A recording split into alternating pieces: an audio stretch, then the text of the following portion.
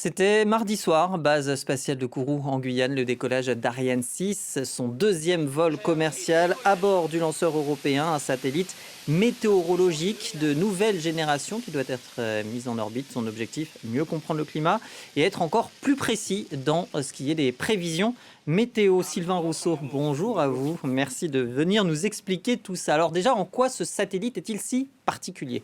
Eh bien, ce satellite, déjà, c'est un satellite météorologique de nouvelle génération. Vous l'avez dit, donc forcément plus précis. On espère, en tout cas, il est prévu pour être 2 fois plus précis que ses prédécesseurs. Il s'appelle METOP SG-A1.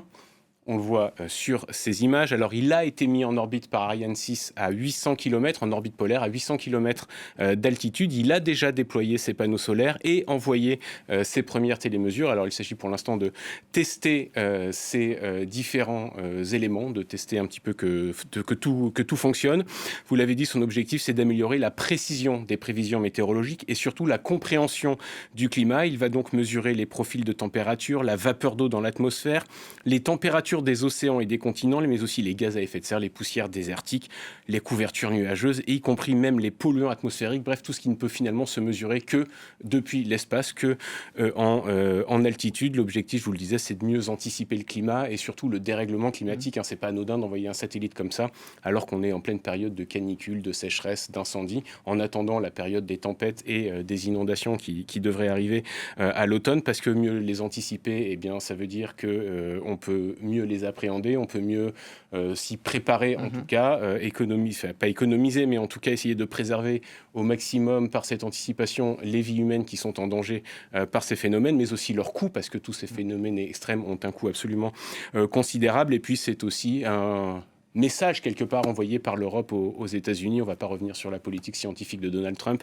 mais on est dans les restrictions budgétaires, les licenciements massifs, les arrêts de programmes, etc. Eh bien, il y a une place à prendre finalement pour l'Europe en tant que finalement que champion de l'observation du climat et effectivement pour continuer, pour préserver en fait ces observations et cette anticipation que ne font plus, ou en tout cas beaucoup moins, les États-Unis. Alors c'est une bonne nouvelle dans ce qui est de la compréhension du changement climatique, on l'a compris, et forcément ce lancement réussi, c'est aussi une bonne nouvelle pour Ariane 6. Oui, 3 sur 3 pour Ariane 6 en à peine plus d'un an, en comptant les 2 vols commerciaux et son vol inaugural au mois de juillet 2024.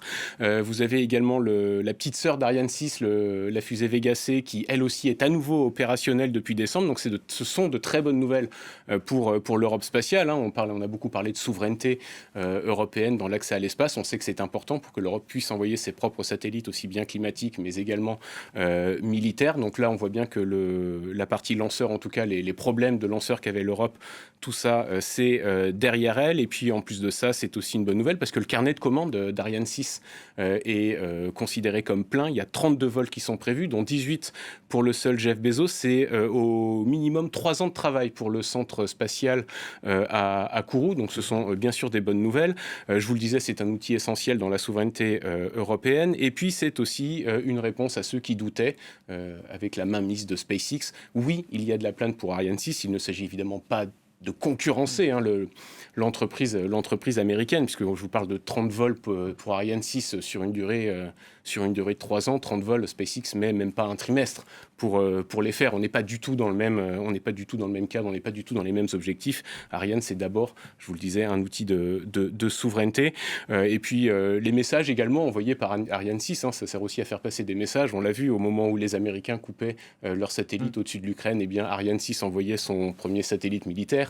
Au moment où les États-Unis reculent sur le climat, Ariane 6 envoie un satellite météorologique. Ce sont aussi des messages envoyés aux États-Unis. Mais oui, l'Europe spatiale va mieux, les lanceurs sont là et fonctionnent. Et puis je vous le disais, il y a une place à prendre également dans la science, notamment dans l'étude de la Terre et du climat. Et l'Europe n'entend pas laisser la place. Merci beaucoup Sylvain Rousseau pour toutes vos explications. Alors,